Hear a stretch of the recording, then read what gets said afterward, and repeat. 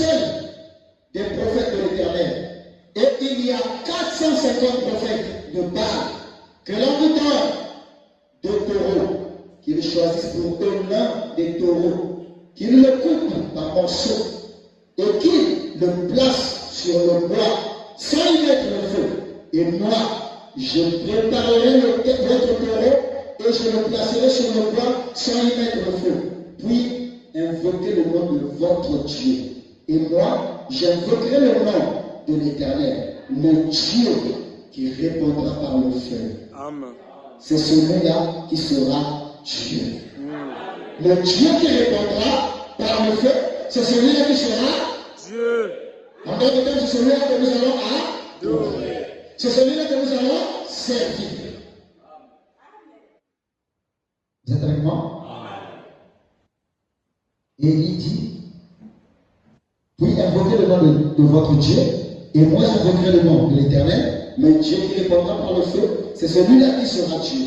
Et tout le peuple répondit en disant, c'est bien, tout le monde était d'accord. Et il dit au prophète de Baal, choisissez pour vous l'un des taureaux, préparez-le, les premiers, car vous êtes les plus nombreux, et invoquez le nom de votre Dieu, mais ne mettez pas le feu.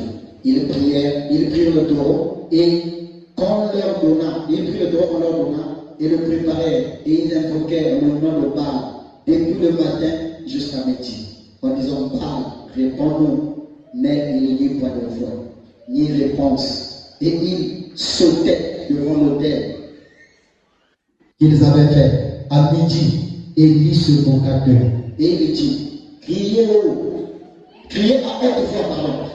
haute voix, puisqu'il est Dieu, il pense à quelque chose, ou il est occupé, ou il est en voyage, peut-être qu'il dort, et qu'il se réveillera. Et ils criaient à haute voix, et ils se firent, selon leur coutume, des incisions.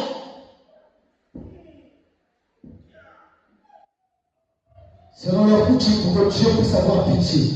Et Élie est en train de rire. La moquerie pour une fois va être scripturelle.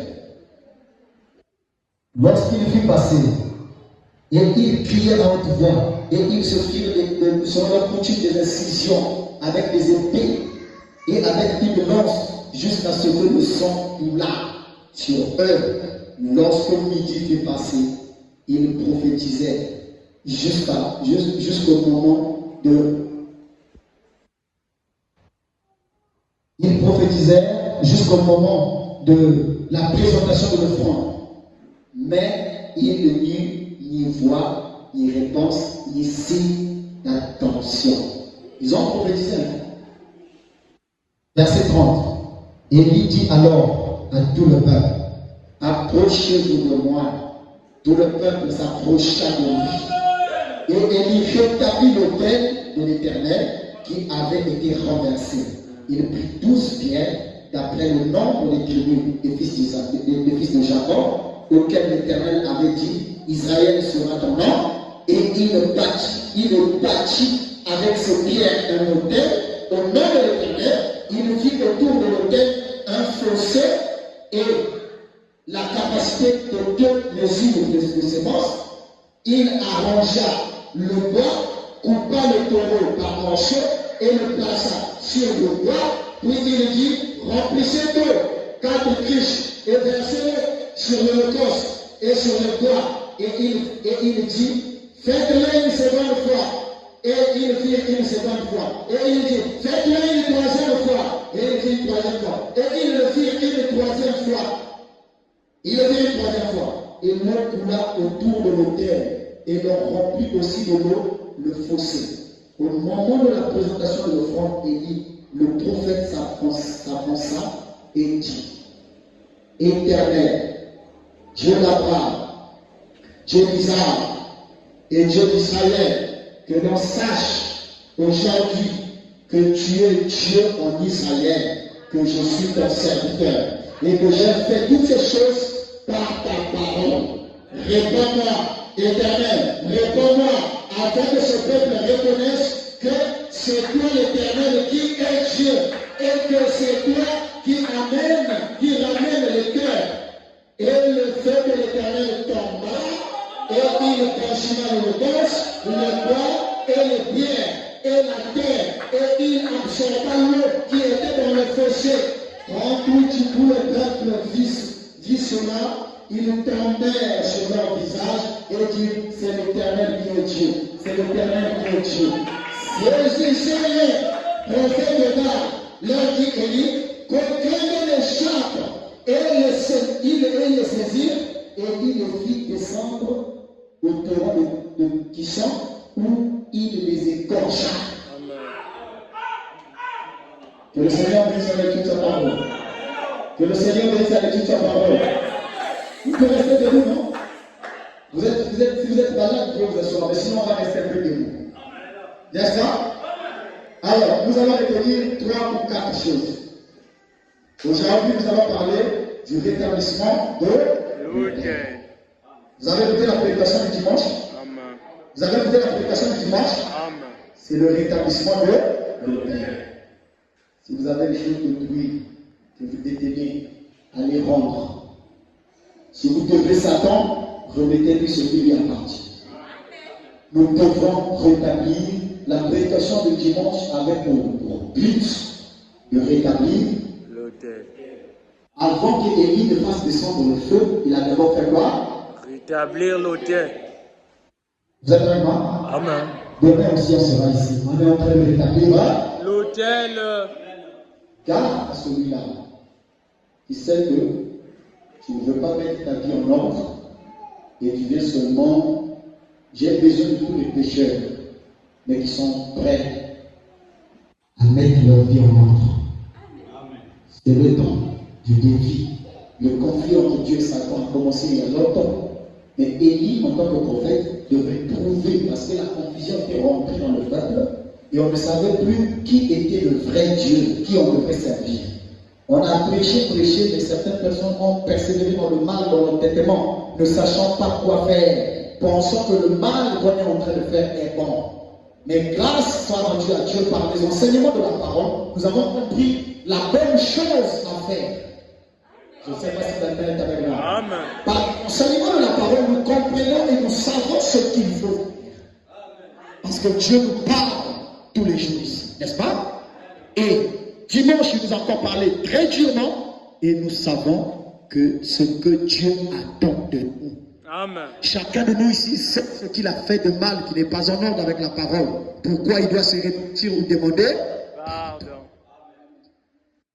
Et ça, une fois que votre vie, qui est un sacrifice, qui est un autel, est réparée, a été mise en ordre, alors, Élie avait pour rétablir l'autel, il avait pris combien de pierres? Il avait pris combien de pierres? 12, qui représentaient les 12 tribus d'Israël, n'est-ce pas? Amen. Et Frère Branham dit, 12 c'est le chiffre de l'adoration.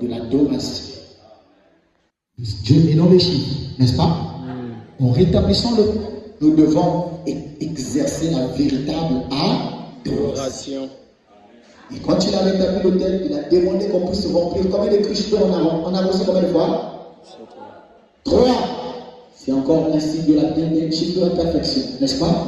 Et après, Élie a invoqué l'Éternel. Mais quand il prie, il invoque Dieu d'Abraham, Dieu d'Isaac, Dieu d'Israël. Frère Branham dit, dans la nourriture spirituelle, comme on a dit, remarquez, il n'a pas dit Dieu de Jacob. Et pourtant, en haut, il est bien dit, Élie rassembla les 12 pierres qui représentaient les 12 fils de Jacob.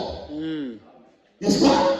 Mais quand il commence la prière, il dit Dieu d'Abraham, Dieu d'Isaac, il sort le nom de Jacob, il prend le nouveau nom qui est Israël. Amen. Parce que c'est Israël qui avait la promesse. Amen. Et frère dit, ça veut dire que Élie était prophète, il avait la révélation. Amen. Et on doit prier par la révélation. Là? Vous êtes là? Alors, nous allons nous m'arrêter là pour ne pas prêcher. Nous allons sérieusement rétablir l'autel. Nous avons adoré Baal. Nous avons adoré des faux dieux. Comment on adore les faux dieux? Le pasteur te conseille, tu n'écoutes pas. On prêche la parole, tu n'écoutes pas. Tout a été dit clairement. Tu connais le chemin, tu suis le contraire. Tu connais la vérité, tu fais le contraire, ce qu'on appelle encore l'iniquité. Tu ne payes pas ta dîme, tu n'es pas un chrétien, c'est pas possible. Tu fuis les cultes. Tu sais qu'aujourd'hui on a culte, tu es dans tes affaires, tu fuis les cultes, c'est pas chrétien.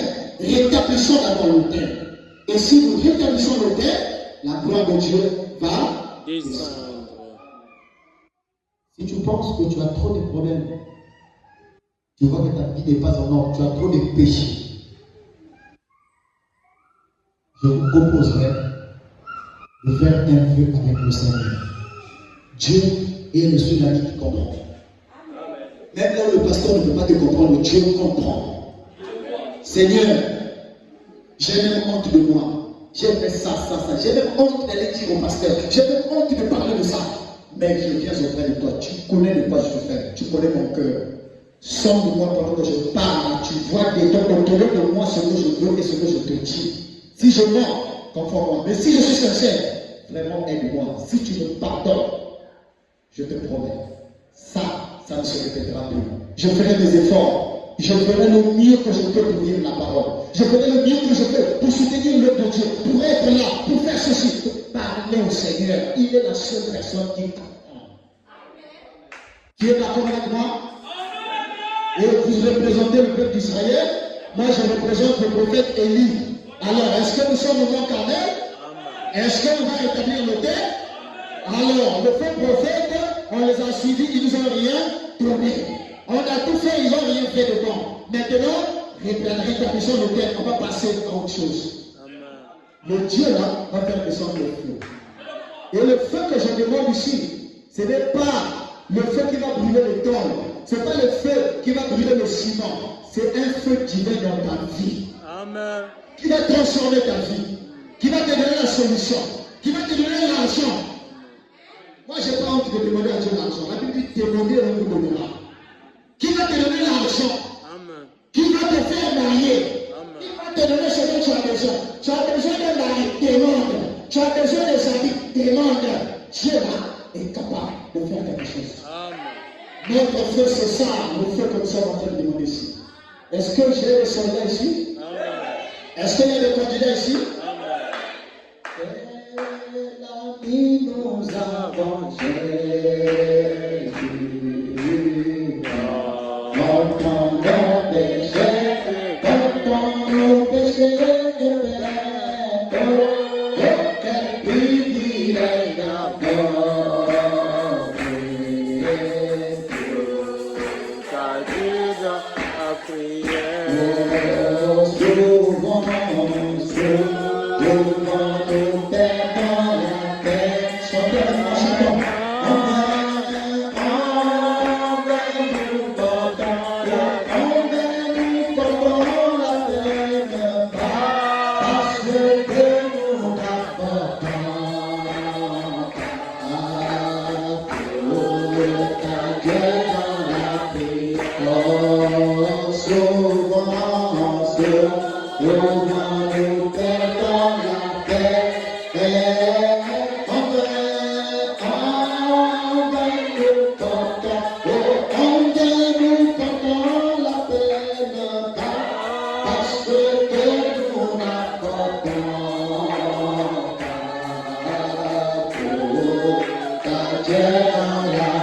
Yeah.